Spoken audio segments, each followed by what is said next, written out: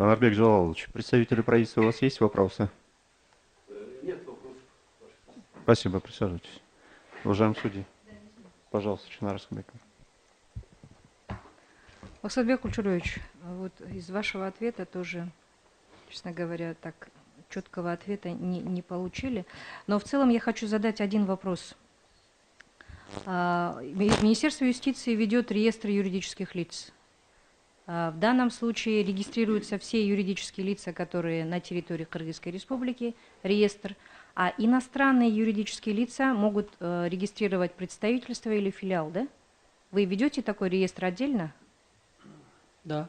Да, да? Да. То есть, соответственно, у нас... Не отдельно, а в одном реестре. В одном реестре все это находится. В государственном реестре. И оттуда нельзя выделить, что является иностранным, а что является национальными юридическими лицами. Мой вопрос такой, если судья, например, если вдруг сомневается в этих вопросах, или в будущем, например, да, у него возникнет вопрос, чтобы уточниться, действительно ли оно является иностранным юридическим лицом или национальным юридическим лицом, направляет запрос только в Министерство юстиции, правильно? Да, да. Точно так же, наверное, поступает и Госрегистр при регистрации юридического лица, но мы спросим его, да? Да. Хорошо, тогда в такой вопрос еще. Вот третий пункт, который мы рассматриваем. Контролируется или управляется одним или более иностранными физическими и юридическими лицами посредством письменного контракта, право реализовать большинство голосующих акций, право назначить большинство членов исполнительного или наблюдательного органа. Куда должен обратиться судья, чтобы получить ответ на этот вопрос? Если он зарегистрирован как юридическое лицо Кыргызской республики, и, как вы говорите, на сегодняшний день вы не можете отследить, какое количество акций кому-то было передано, какой-нибудь орган ведет этот учет или нет? Судья, я проинформирую, вот в июне месяце 2018 года именно по этому вопросу обращался в Министерство юстиции с запросом. И был направлен ответ в соответствии со статьей 19 Закона о госрегистрации юрлиц, где было отмечено, что единый госреестр юрлиц не содержит сведения об акционерах. И судья в таком случае, но при этом мы отметили о части 2 статьи 33 Закона об акционерных обществах. В таком случае суде необходимо было направить запрос в акционерное общество. Акционеры, раз общество ведет реестр акционеров, и исходя из полученного ответа от акционерного общества, да, можно было бы определить, сколько процентов акций этого акционерного общества составляет. Да, То есть здесь законодатель установил, да, все эти правила, и где зарегистрировано в Кыргызской республике, где обладает не менее 20%, вот это можно было установить. Понятно. И еще один последний момент. Вот вы считаете, что все юридические лица, зарегистрированные по законодательству Кыргызской республики, являются юридическими лицами Кыргызской республики? Вы эту позицию отметили в вашем выступлении, да? Нет, я отметил, что у нас, в соответствии с законом, есть принцип разграничения. Разграничение, что здесь понимается? Центральный аппарат Министерства юстиции проводит государственную регистрацию с иностранным участием. Это понятно. А территориальные подразделения, они проводят все юридические лица, которые созданы гражданами Кыргызской республики.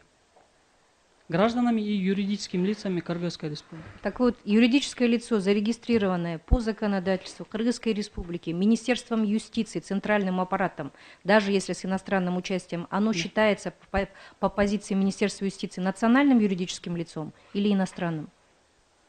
Юридическое лицо, зарегистрированное в центральном аппарате Министерства юстиции, юридические лица, они считаются юридическими лицами с иностранным участием. Понятно, спасибо. Пожалуйста, еще вопросы есть? Эмиль Джудович, у вас есть вопрос?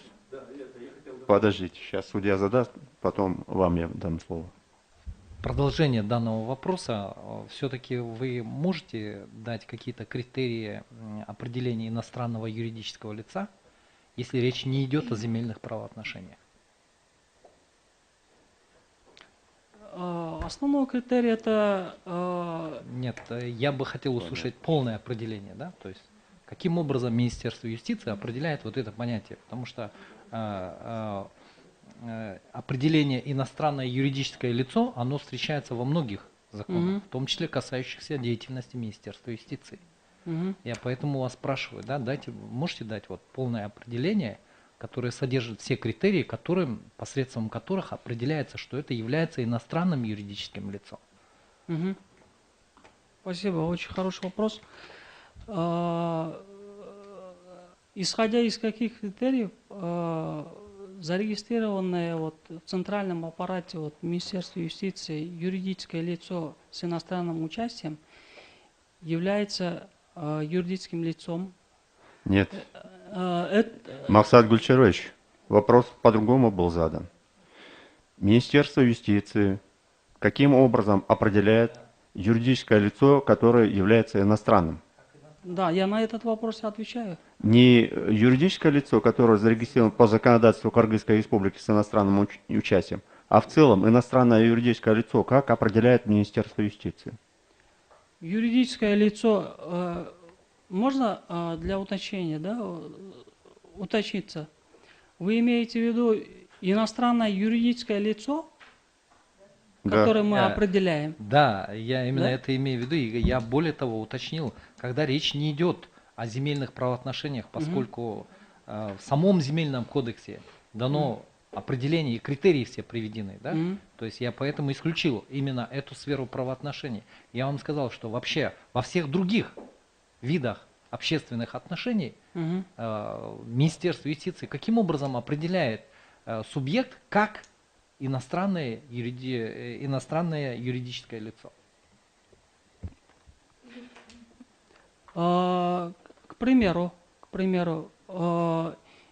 юридическое лицо иностранного государства приняло решение создать филиалы и представительства. Максат Гульчарович, вы либо вопрос не можете понять, либо не знаю что. Здесь один только критерий. Иностранное юридическое лицо – это юридическое лицо, зарегистрированное по законодательству иностранного государства в иностранном государстве, которое желает осуществлять деятельность на территории Кыргызской республики, будет считаться иностранным юридическим лицом. Да, вот это я хотел услышать. Вот и все. Эркин Токелович, я к этому и иду. Ну, что-то очень окружными путями идете. Просто государственная регистрация юридических лиц, филиалов и представительств, да, вот это такая процедура, что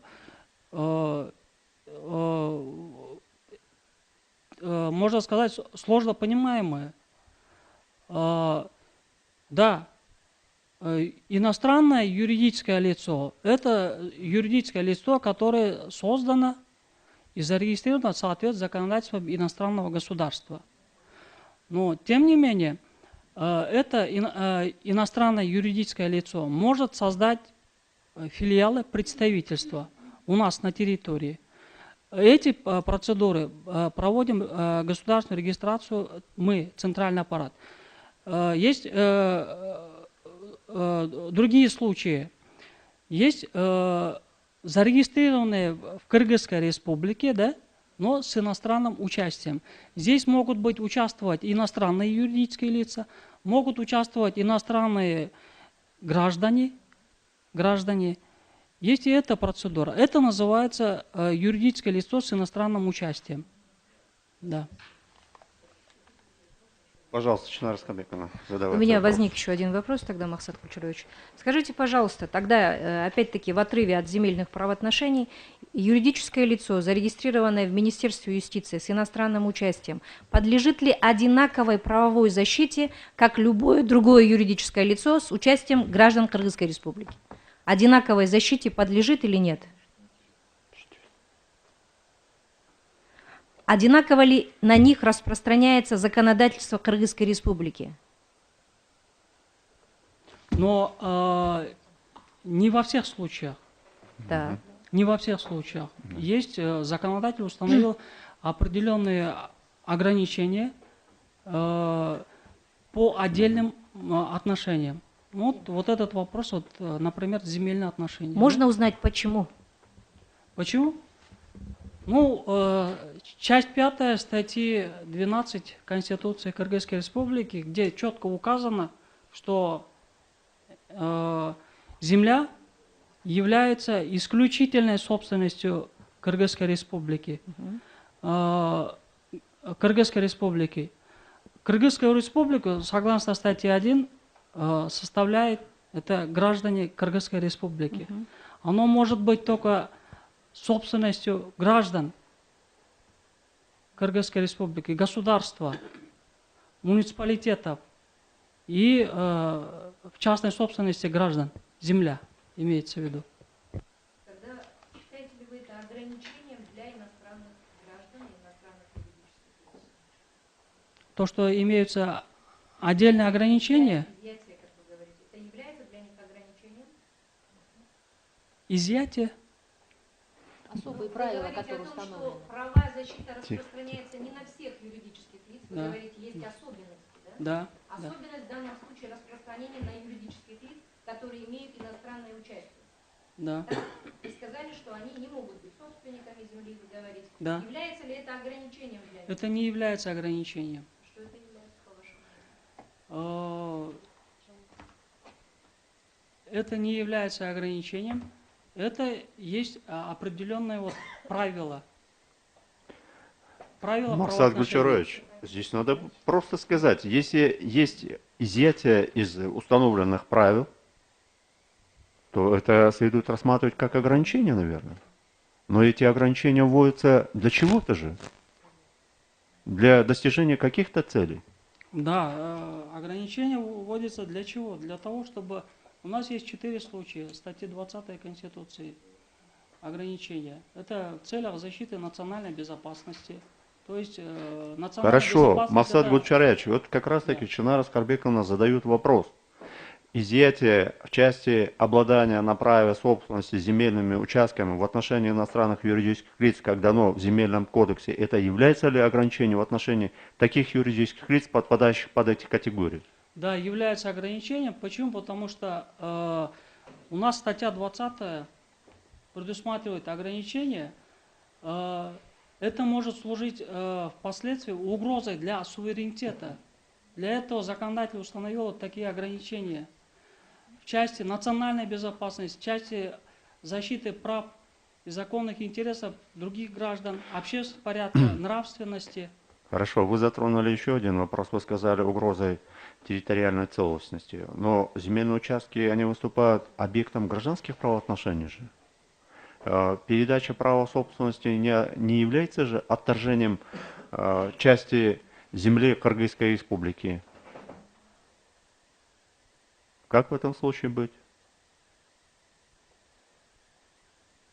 Если он выступает только в качестве объекта гражданских правоотношений, не касаясь территориальной целостности республики.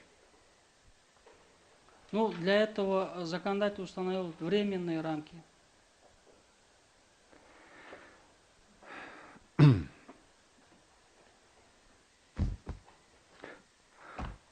Ладно. Хорошо. Есть вопрос, коллеги? Нет? Спасибо. Присаживайтесь.